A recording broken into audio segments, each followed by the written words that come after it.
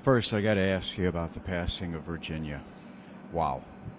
Well, I've been around the Chicago Bear organization a long time, 45 years, something like that. And if there was ever a figurehead after Mr. Hallis passed, it was Virginia. And she was the grand old lady of all Chicago sports, of all the NFL. And it's a sad day for Chicago sports, but to know that she lived so long and loved the Chicago Bears for so much of her life, it's just a glorious thing. Dan, I tell people that there may not have been a bigger Bears fan than Virginia McCaskey.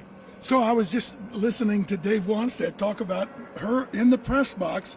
When he was coaching, his wife Jan would be sitting next to her, and she was writing down all the plays. And when they would throw an interception or fumble, she would just put a big X and turn the page.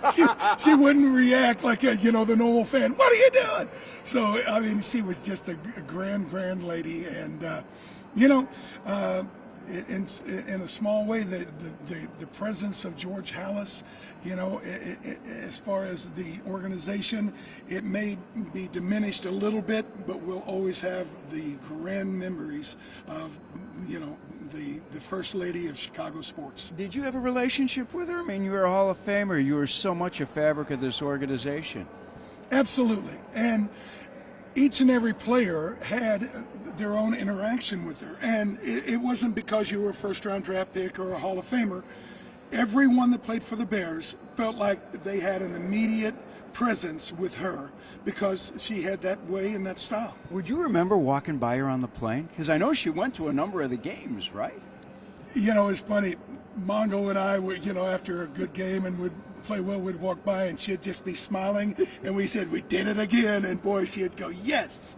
She loved it. I love it. All right, speaking of Mongo, 40 years ago this week, you guys were getting ready for the biggest game of your life.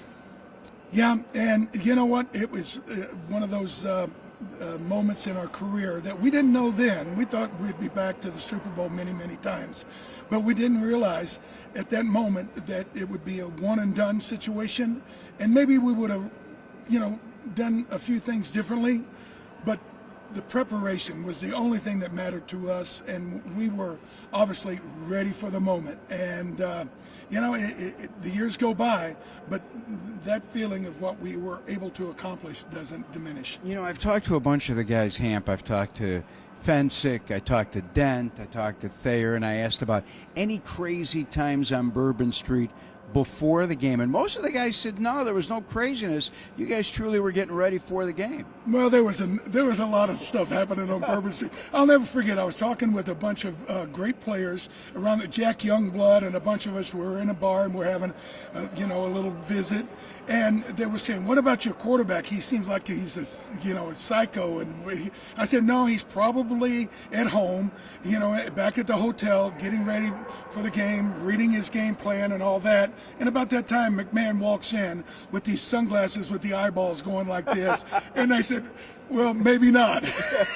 But that's who we were, and we carried it on just all the way up to kickoff. All right, you just brought up that many thought this team could have rattled off 2 or 3 Super Bowl victories. You've got the Chiefs going for the 3-peat. Which team was better, the '85 Bears or this year's Chiefs team?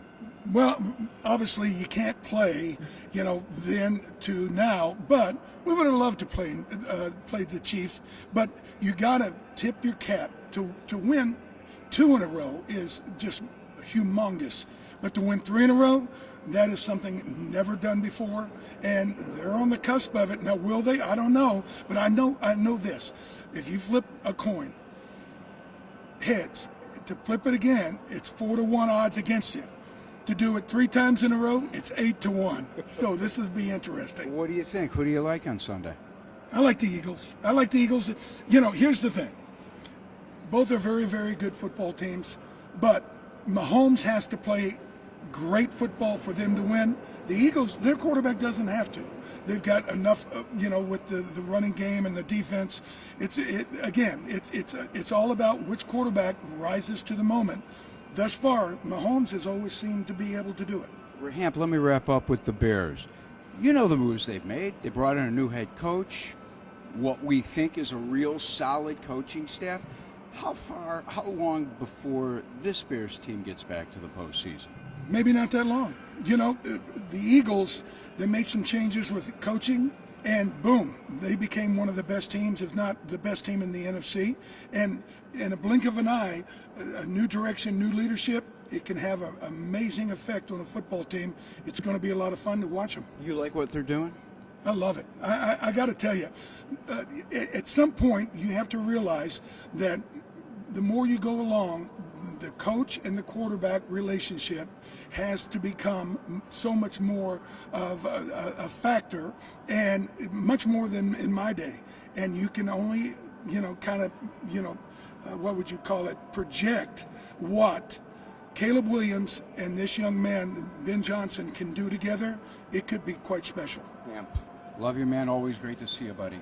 Always a pleasure. Thank you.